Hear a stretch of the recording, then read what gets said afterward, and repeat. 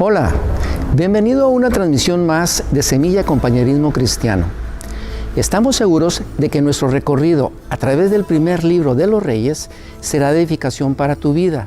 Recuerda que cada lección, más que ser una predicación o una enseñanza, es una guía para tu estudio personal o en grupo. No te pierdas la oportunidad de descubrir por ti mismo las verdades profundas de esta porción de la Escritura.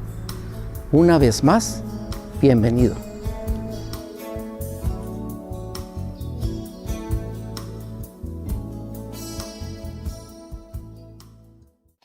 Hola, ¿cómo estás? Bienvenido a nuestra lección número 23 de nuestro estudio del primer libro de los Reyes. En esta ocasión, nuestro tema es prisionero emocional. Vamos a dividir la lección de hoy en dos partes, así que tendremos prisionero emocional parte 1 el día de hoy y la próxima semana prisionero emocional parte 2. Ambas derivadas de la misma lección 23. Así que en esta ocasión será la primera parte. Estamos en el capítulo 19 y hoy vamos a considerar solamente los primeros 5 versículos. De hecho, del verso 5 solamente consideraremos la mitad. Es una porción muy breve, muy cortita, pero muy sustanciosa. Así que yo espero que podamos disfrutarla y aprovecharla.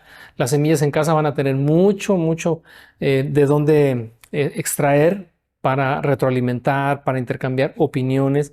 Y también en tu estudio personal, seguramente te vas a encontrar con muchas cosas muy interesantes en esta lección. Nuestro versículo clave es la mitad del verso 3, la primera parte donde dice: Elías tuvo miedo y huyó para salvar su vida. Los personajes principales de esta lección son Elías y Jezabel.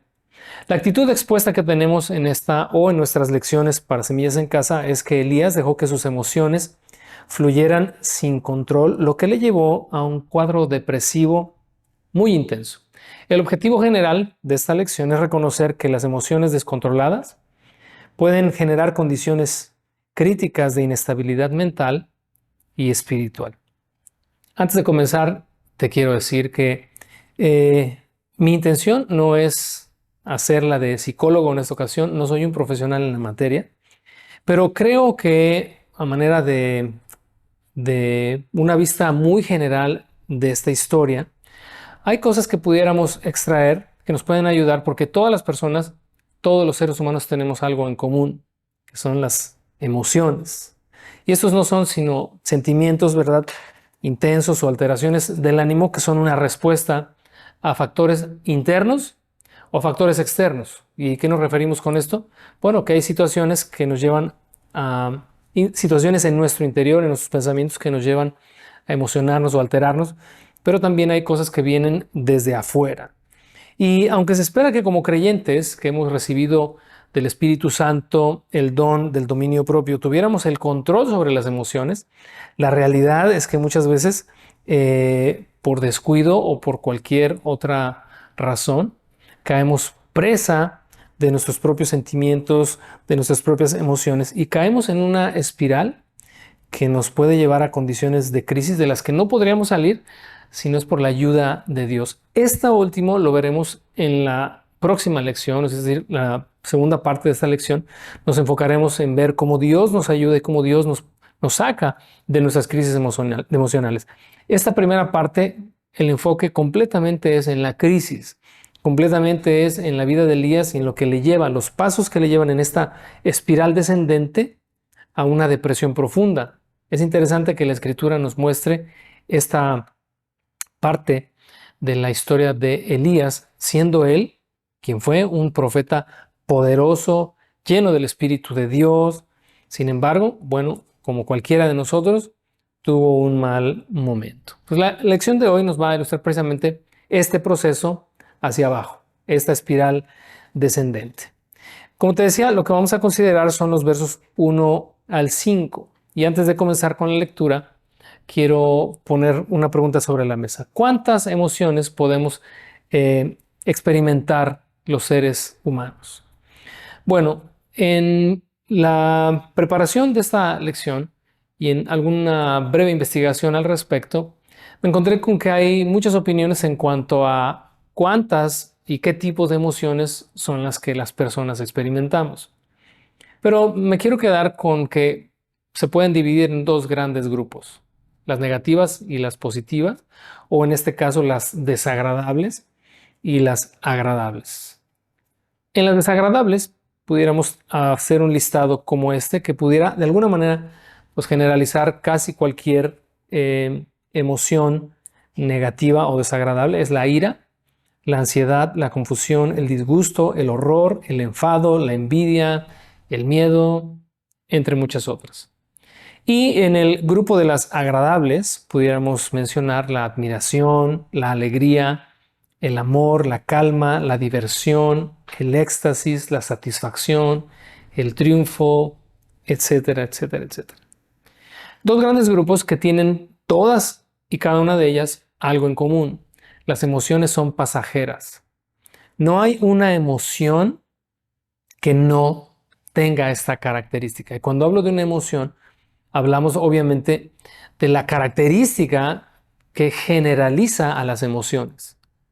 Si bien es cierto, hay emociones que se estacionan, que hibernan en el corazón o en la vida de una persona, y entonces es cuando una emoción resulta insana, peligrosa y agresiva para la persona. Fíjate, en Efesios 4, 26 y 27 te voy a dar lectura en la Nueva Versión Internacional. Dice así: si se enojan, no pequen. No permitan que el enojo les dure hasta la puesta del sol, ni den cabida al diablo. El enojo como tal es una emoción, es una respuesta a un factor interno o externo. Alguien hace algo que te molesta y tienes toda la libertad de enojarte. A veces satanizamos el enojo, pero en realidad es imposible transcurrir la vida y nunca enojarnos. Es una emoción, es una respuesta a algo que nos molesta, algo que nos incomoda, etc.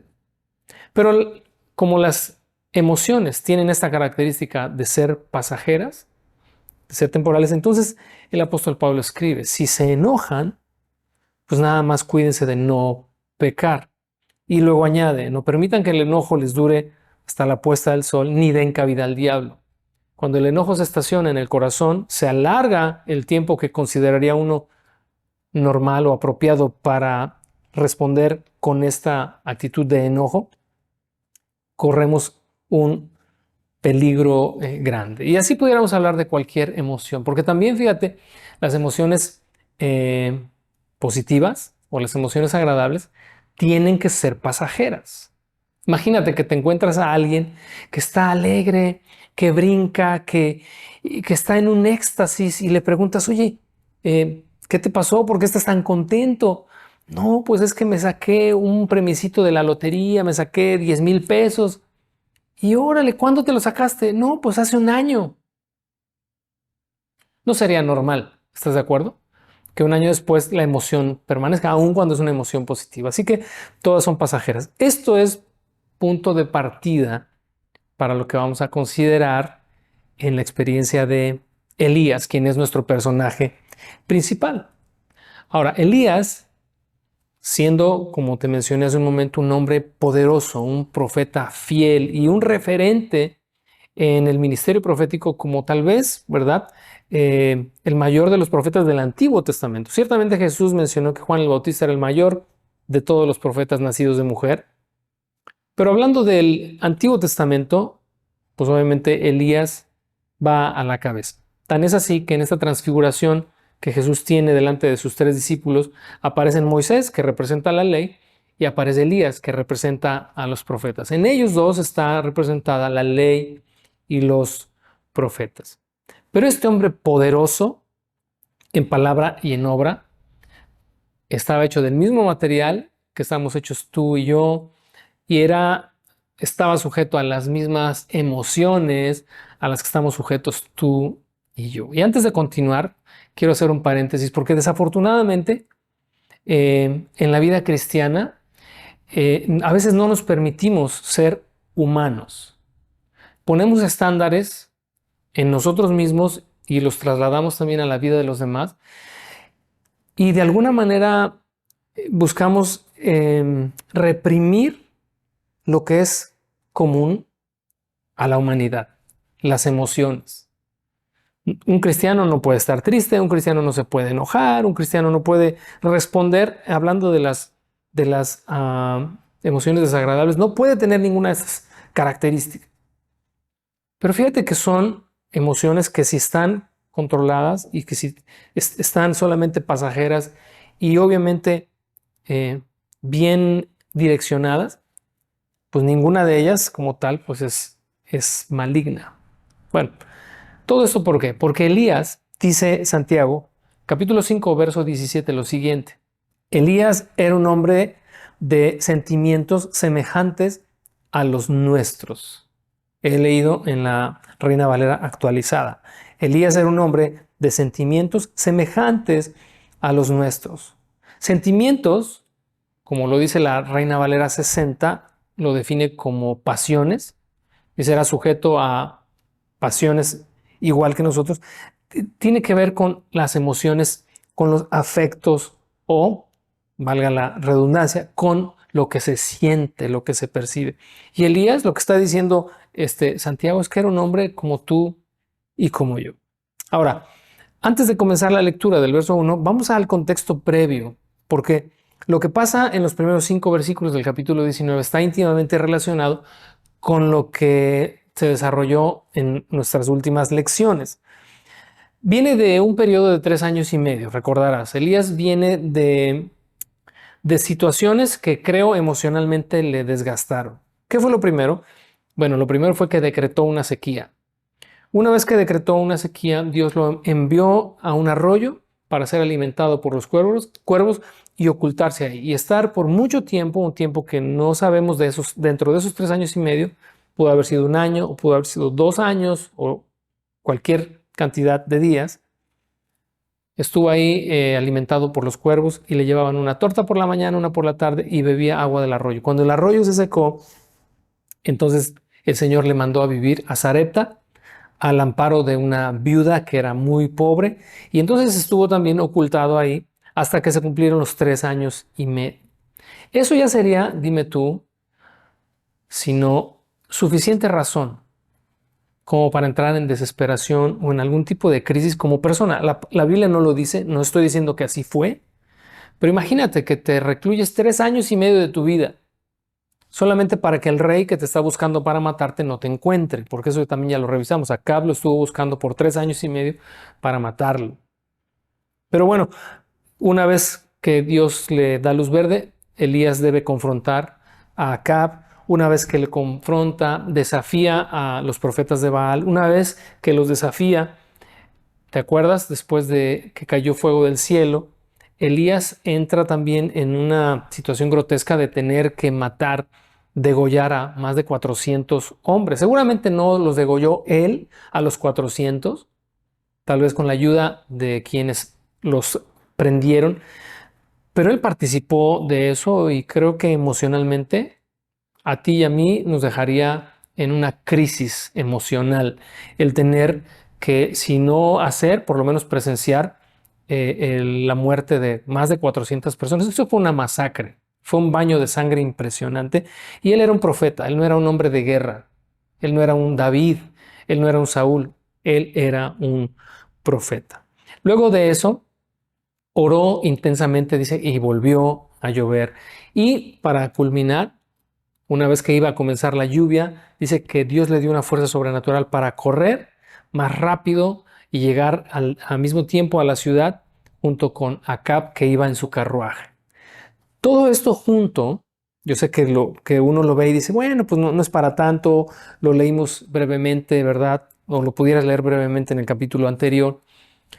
Pero todo esto es un proceso que genera un desgaste emocional por lo siguiente. Porque él era, a pesar de que era un instrumento usado por Dios poderosamente, pues él era un hombre, como tú y como yo. Ahora, vamos a entrar al capítulo 19, vamos a leer el verso 1 y esto nos va a dar ya el punto de partida para comenzar a revisar un poco más adelante esta espiral descendente por la cual Elías cayó preso de sus emociones. Vamos al verso 1.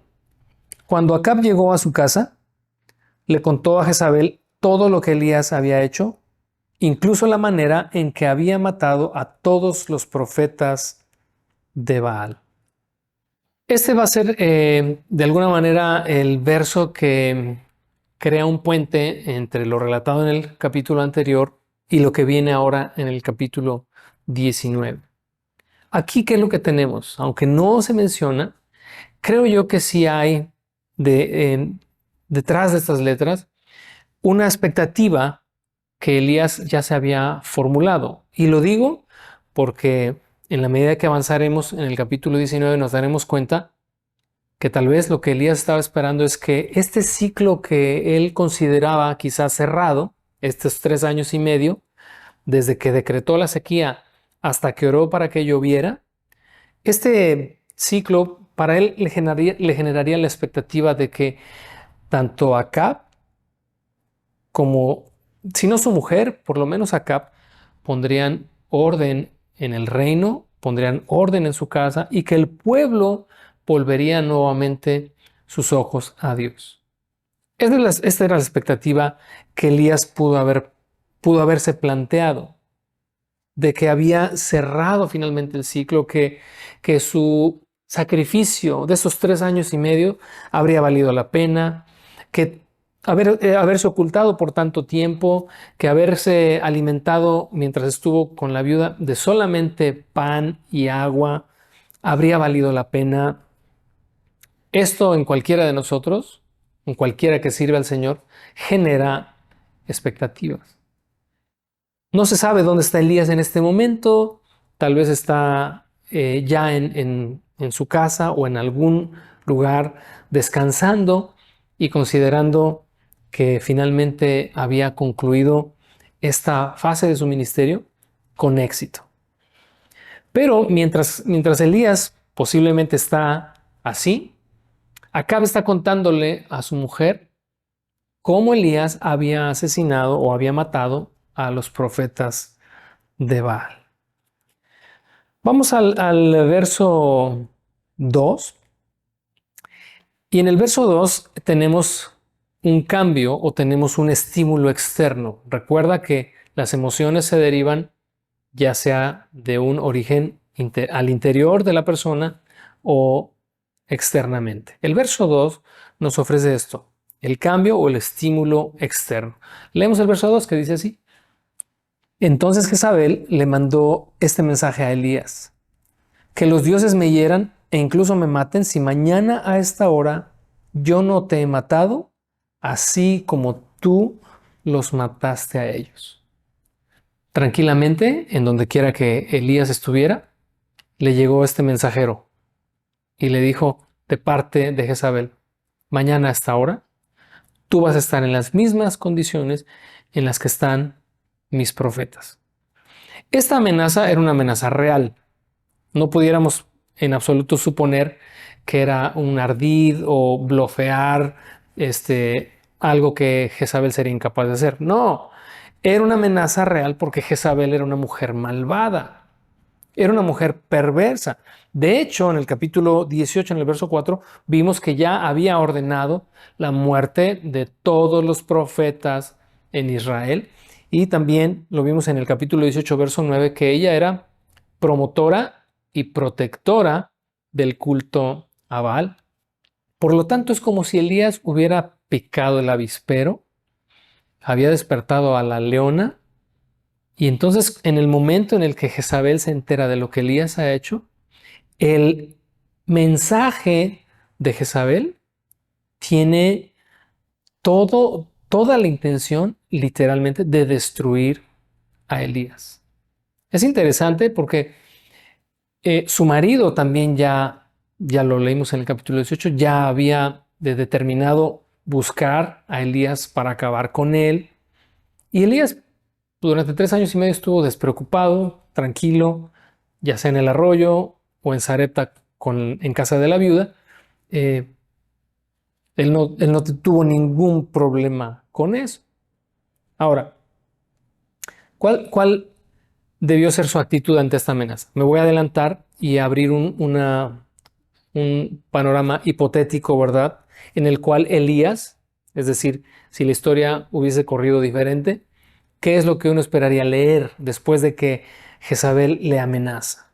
Bueno, en este ideal hipotético de lo que Elías debió hacer, bueno, está su experiencia previa. Él había tenido una experiencia previa porque conocía a Dios. Dios ya le había mostrado a tiempo atrás que él lo salvaguardaría en todo momento de la amenaza constante que Acab representaba. Ve y escóndete en el arroyo. Ve y a Sarepta. Ahora sí ve y encuéntrate con Acab. Esa experiencia previa pudo ser base sólida y suficiente como para que Elías considerara, bueno, pues que diga lo que quiera. Finalmente, Señor, dime qué debo hacer. ¿Me debo ir a esconder otra vez? ¿Qué debo hacer? Pero es interesante la respuesta de Elías. Digo, si conoces la historia, pues ya sabes cómo respondió, pero es interesante la respuesta de Elías porque creo yo, si me lo permites, usar como ejemplo, cuando una persona vive en un estrés muy fuerte, cuando te desestresas, tu sistema inmune baja impresionantemente. Vas y te tomas unas vacaciones después de mucho tiempo de estrés y entonces te da gripa, te enfermas de todo, porque tu cuerpo se está desestresando y está vulnerable. Algo así creo que es lo que Elías experimenta, porque es impresionante y es increíble ver el cambio en su actitud entre el capítulo 18 y el capítulo 19. Son dos personas totalmente diferentes. El del capítulo 18 es un hombre de fe, confiado, reposando en Dios. El capítulo 19 es otra persona. Bueno, por eso dice Santiago, Elías era un hombre igual que nosotros, sujeto a las mismas emociones. Yo creo que la historia de Elías, esta historia de Elías, pues te tienes que identificar con ella, ¿no? No puedo creer que haya un creyente que diga, no, yo no me identifico con Elías. Yo siempre estoy como en el capítulo 18. Jamás he tocado el capítulo 19 en mi experiencia. Por supuesto que no. Bueno, el otro ideal en la persona de Elías, en este hipotético panorama, es su conocimiento. Él conocía a Dios. Si había alguien en ese tiempo que tenía una plática muy directa con Dios, pues era Elías. Este conocimiento debió haber sido nutriente de su fe. Tan efectivo pudo haber sido, ¿verdad?, su conocimiento de Dios, que la amenaza de Jezabel, pues pudo él haberla considerado simplemente como palabrería. Satanás a través de Jezabel se estaba levantando contra él, pero él conocía a Dios. Y el tercer elemento de este panorama ideal, hipotético, era su confianza. Su confianza como un antídoto para el temor. No hay mejor antídoto para el temor y para el miedo que la confianza. Hablaremos un poquito de esto más adelante. Pero bueno, este es el ideal y este es el panorama hipotético que no existió. ¿Cómo responde Elías? Bueno, ahora vamos del verso 3 al verso 5 y vamos a revisar esta espiral descendente. Paso a paso, cómo Elías se fue deslizando hasta caer en una depresión profunda. Elías tuvo miedo y huyó para salvar su vida. Elías tuvo miedo, dice, y huyó para salvar su vida. El miedo, cuando es regulado, cuando es controlado, es una emoción muy natural que de hecho nos ayuda para estar alerta ante una amenaza o ante un peligro. El miedo que Elías pudo experimentar, pues era algo real. No derivaba de otra cosa, sino de una amenaza que tenía delante. Pero el problema, fíjate, el problema aquí para Elías no es el miedo. El problema no es el temor. El problema es el desenfoque. Porque lo que sucedió con Elías es que en este momento se distorsionó por un momento su perspectiva de Dios. Tráelo a la aplicación en tu propia experiencia. Cuando escuchas una noticia que te simbra, ¿verdad?, hasta las entrañas, cualquier cosa, una noticia de enfermedad, una noticia de algún accidente de alguien cercano a ti, de una situación económica que no esperabas, etcétera. Hay muchas cosas que nos pueden hacer responder con una emoción así, de miedo.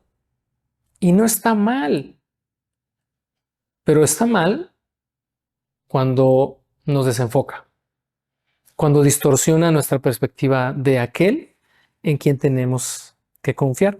Salmo 121, que es un salmo que la mayoría de nosotros conoce, dice el verso 1, alzaré mis ojos a los montes. ¿De dónde vendrá mi socorro? Esta pregunta, que es una pregunta retórica la que hace el salmista David, se deriva de una situación que le está generando temor o preocupación, que le está inquietando. Y entonces él levanta sus ojos primeramente a lo que tiene más próximo, más cerca, al elemento natural. Alzaré mis ojos a los montes. ¿De dónde viene mi socorro? Pero entonces el verso siguiente, el verso 2, en esta declaración de fe, dice, mi socorro viene del Señor que hizo los cielos y la tierra. Es decir, el miedo o el temor no distorsionó su perspectiva, no distorsionó el concepto que tiene de Dios. Mi socorro viene del Señor que hizo los cielos y la tierra. Entonces luego vienen de los versos 3 al 8, un salmo hermoso. Estas declaraciones y estas afirmaciones que David hace consigo mismo, de no dar a tu pie al resbaladero, no se dormirá el que te guarda, etcétera, etcétera, etcétera. Un salmo precioso que nos puede ayudar en los momentos de crisis a no desenfocarnos. Toda esta espiral por la cual Elías va a caer tiene su inicio o su primer desliz en el desenfoque. Tengamos cuidado cuando estemos expuestos a alguna condición emocional crítica, bueno, no crítica todavía, pero alguna condición emocional que pudiera volverse crítica, de no perder el enfoque. No importa que por dentro estés temblando de miedo, lo importante es no perder el enfoque. Entonces, esta primera parte para los grupos de semillas en casa es el primero en esta espiral descendente, el desenfoque. El segundo punto es la desconexión. Vamos a ver lo que dice la segunda parte del verso 3. Se fue a Beerseba, una ciudad de Judá, y dejó allí a su sirviente. Lo primero lo que sucede cuando vamos a entrar en una crisis emocional, nos desenfocamos de Dios. Pero luego viene la desconexión. Ya comenzamos a alejarnos de los más cercanos. Yo considero, lo he repetido en muchas ocasiones, que cuando una persona deja de congregarse, está en una situación complicada. Se está desconectando. El mensaje que está enviando es, no quiero ahorita relacionarme con nadie. La desconexión deriva del desenfoque, pero genera que caigamos todavía un poquito, un peldaño más abajo, porque en un momento de crisis emocional, o sea, tenemos que entender a Elías aquí en una crisis emocional. ¿Cuál fue su crisis emocional? Tuvo miedo y el miedo le hizo huir. Aquí el problema es huir, porque pues cuando tienes miedo tienes dos opciones: afrontar la situación o correr. En el caso de Elías, huyó porque se desenfocó de Dios. Pero al ir huyendo, dice que fue a Beerseba, esta ciudad de Judá, y dejó allí a su criado. Esta persona, que era la más cercana a Elías, su asistente, él le hace a un lado. Yo pudiera pensar, dándole a Elías el beneficio de la duda, que lo que no quiso es exponer la vida del muchacho, si es que su vida corría peligro como él mismo lo percibía, pudiera ser. Pero desde la perspectiva que estamos abordando el capítulo 19, esta lección, esta porción de la escritura, yo quiero suponer que no quiere tener conexión con nadie. Tan es así que más adelante lo vemos, se va al desierto. Quiere estar solo y desea morirse. Entonces, es más bien esto derivado, creo yo, de una desconexión. Ahora, cuando una persona entra en crisis emocional o es presa de una crisis emocional, le cuesta mucho trabajo mantener relaciones interpersonales, porque las relaciones interpersonales siempre requieren de esfuerzo. Entablar una plática en la que tenemos que exponer lo que está pasando en nuestro corazón, o aunque no lo tuvieras que exponer, simplemente no tienes el ánimo para hacerlo, Y entonces entablar relaciones interpersonales se vuelve algo desagradable, algo que no quieres. No quieres platicar con nadie, no quieres acercarte a nadie, ni quieres tampoco que nadie se acerque a ti. Y entonces surge una especie como de apatía, una apatía por la interacción, y entonces ahí es donde se prefiere el silencio. Ese es el segundo escalón en la espiral descendente de Elías. Así que ve tomando nota y considera si has pasado por algo así o si estás tal vez pasando por algo así. El tercer escalón en esta caída, en esta bajada, es el aislamiento. Eso lo vemos en la mitad del verso 4 que dice así. Luego siguió todo el día hasta llegar al desierto. Los cuadros depresivos nos empujan a buscar tranquilidad, silencio y ausencia de estímulos. El aislamiento voluntario puede ser en muchas veces algo saludable. Cuando decides tomarte un tiempo, no quieres hablar con nadie, quieres reflexionar, es cuando estás controlando la emoción. Cuando la emoción todavía está en un plano de seguridad, en el cual no te hace daño, cuando tú te aíslas para tomarte un tiempo, para reflexionar, para pensar, ¿no? Puede ser útil en los momentos en los que tienes que gestionar tus emociones. Tienes que reflexionar, tienes que ir muy adentro, averiguar qué es lo que está pasando, por qué estás sintiendo o reaccionando de tal o cual manera. Incluso la soledad puede ser buena compañera, pero no cuando se pierde el control. Elías ha perdido el control. Desde el momento que salió huyendo, perdió el control de sus emociones, se desconectó de Dios, se desenfocó más bien de Dios, no se desconectó, pero creo que sí se desenfocó de Dios. Y entonces cuando dice que huye al desierto, es porque definitivamente no sabe cómo gestionar lo que está sintiendo y lo que está pasando. Esa es la historia de muchos de nosotros, ¿no? Cuando hemos entrado en crisis emocionales, entramos en una especie de desierto. Ahora, como sigue descendiendo, como Elías sigue bajando, viene el cuarto escalón hacia abajo y es la pérdida de propósito. La cosa se empieza a poner más complicada. Si vas observando en estas etapas, desenfoque, desconexión, aislamiento, ahora viene la pérdida de propósito. La segunda parte del verso 4 dice lo siguiente. Se sentó bajo un solitario árbol de retama y pidió morirse. Basta ya, Señor, quítame la vida. Estas retamas, o algunas versiones lo traducen como enebros, son arbustos de abundantes ramas, pero de pocas hojas. Traté no de imaginar, sino que busqué la imagen en internet de una retama o de un enebro del desierto. Y es pues un arbusto con pocas hojas. Y cuando pensaba yo en el momento en el que Elías va y se acerca a este árbol o a este arbusto y comienza a decirle, Dios, ya estuvo, quítame la vida, creo que está identificándose. Yo así es como lo veo. De hecho, lo retroalimenté con un amigo y hermano en la fe. Digo, oye, tiene que haber aquí una relación interesante entre el arbusto y Elías, porque creo que se identifica con un arbusto así, de muy pocas hojas y de muchas ramas. Un arbusto que crece en zonas desérticas. Fíjate, Jeremías 17:6 describe la retama como desesperanza, desolación o como tierra despoblada.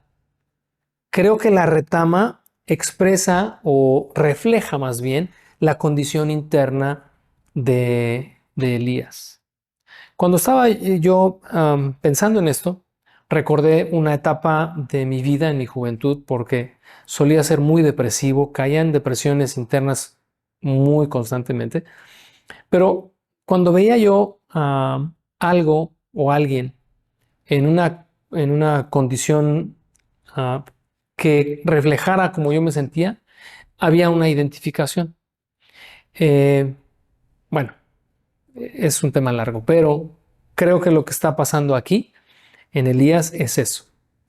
Y cuando dice que se sentó debajo de esta retama, la implicación es que dejó de avanzar, dejó de caminar. Hay un alto interior. Es cuando nosotros hacemos un alto en nuestra vida y entonces ya entra el llamado vacío existencial.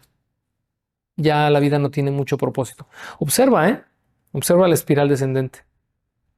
Ya estamos casi llegando a la depresión, pero todavía seguimos bajando. Y en este bajar, aquí lo que Elías está experimentando en el basta ya, Señor, quítame la vida, o sea, me quiero morir es literal para él, es un vacío existencial porque ya no hay una razón para seguir adelante. Estuve 3 años y medio, hice todo mi esfuerzo, creí que había logrado algo o que se lograría algo, pero veo que todo sigue igual, ahora me persiguen para quitarme la vida, me quiero morir. No es un suicidio, obviamente, no agarró una rama y se cortó las venas, es simplemente una falta de deseos de vivir. Muchos creyentes que pasan por esto, a veces se les sataniza, ¿no? ¿Cómo puedes desear morirte? Y ya hay que imponerle las manos y exorcizarlos, ¿no? Porque ya están poseídos. Son emociones que simplemente no se controlaron, se están desbordando. Ya la persona es, como es nuestro título de esta lección, es un prisionero emocional. ¿Qué sigue después de la pérdida de propósito? Bueno, nos lleva al quinto escalón en nuestra espiral descendente, la autodescalificación. La tercera parte del versículo 4 dice así: quítame la vida porque no soy mejor que mis antepasados que ya murieron. Elías ya en este punto se descalificó a sí mismo, descalificó su trabajo, piensa que fracasó como profeta. No soy mejor que mis padres. Es un sentimiento de culpa que emerge porque tal vez él pensó pues, que era diferente a sus padres, que era un hombre temeroso de Dios, que era un siervo de Dios, que era un instrumento en manos de Dios, que lograría a Dios a través de su vida y su ministerio, lograría algo en la nación, pero él dijo, no soy mejor que ellos. Mira, en una crisis emocional se suelen hacer interpretaciones parciales o sesgadas y entonces nuestros errores se magnifican y entramos en este proceso de sesgo cognitivo llamado la generalización. Y cuando comenzamos a generalizar en este sesgo cognitivo, usamos palabras o términos como nunca, todos, nadie, ninguno. Ya la persona no solamente pierde el deseo de vivir, sino se autodescalifica. No sirvo para nada. Mi servicio al Señor ha sido inútil. A nadie le caigo bien. No soy amado por nadie. Dios no esto.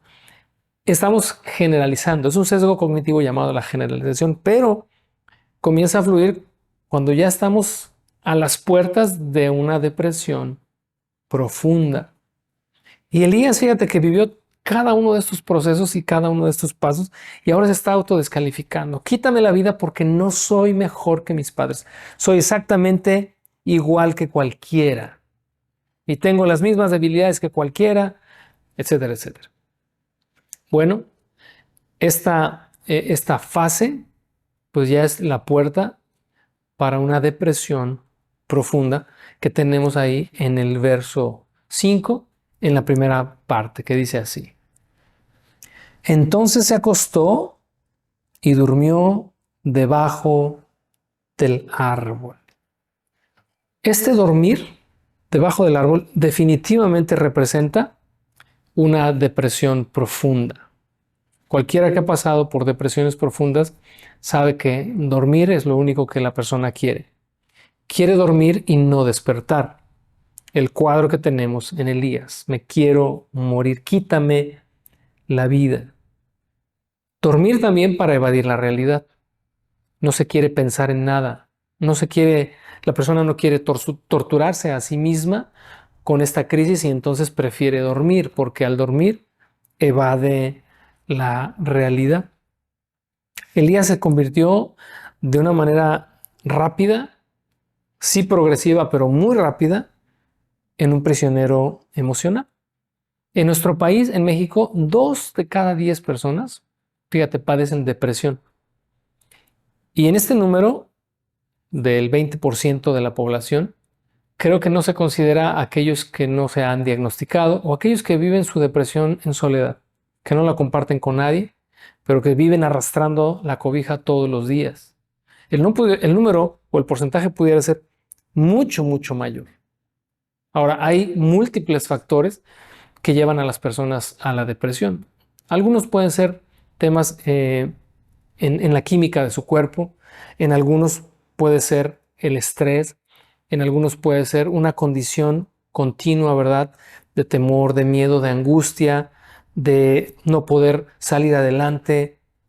Hay una infinidad de razones por las cuales las personas pudiéramos deprimirnos. Es muy lamentable que la cifra, una, que es muy alta, pero 2, que va en aumento cada día. El porcentaje de personas que caen en depresión cada vez es mayor. Por eso los antidepresivos es hoy por hoy uno de los negocios más lucrativos de las farmacéuticas en todo el mundo. Y uno no puede suponer que a los creyentes eso no les puede pasar. Porque regresaríamos a cómo iniciamos, ¿verdad? Esta lección. Elías era un hombre sujeto a pasiones igual que nosotros, a sentimientos igual que nosotros. Y vemos a un hombre pasando por una crisis emocional muy fuerte, no sabiendo cómo controlarla, perdón, y prisionero al final de cuentas, en una depresión profunda. Para nosotros como creyentes, como te decía, si regresáramos a cuál fue el primer paso hacia abajo, el primer desliz hacia abajo, es el desenfoque.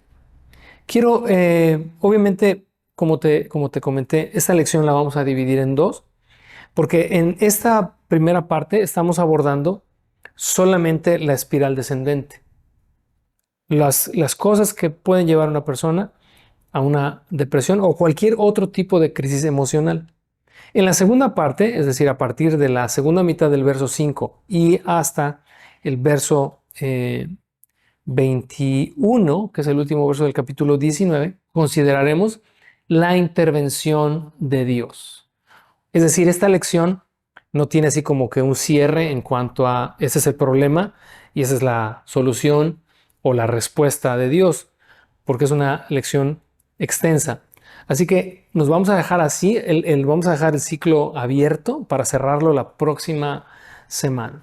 Lo único que quiero dejarte el día de hoy es que si hay algo que tú estés viviendo, que estés experimentando en relación a una crisis emocional, una de las cosas de las que hablaremos la semana próxima es que no puedes transitar solo en una condición así.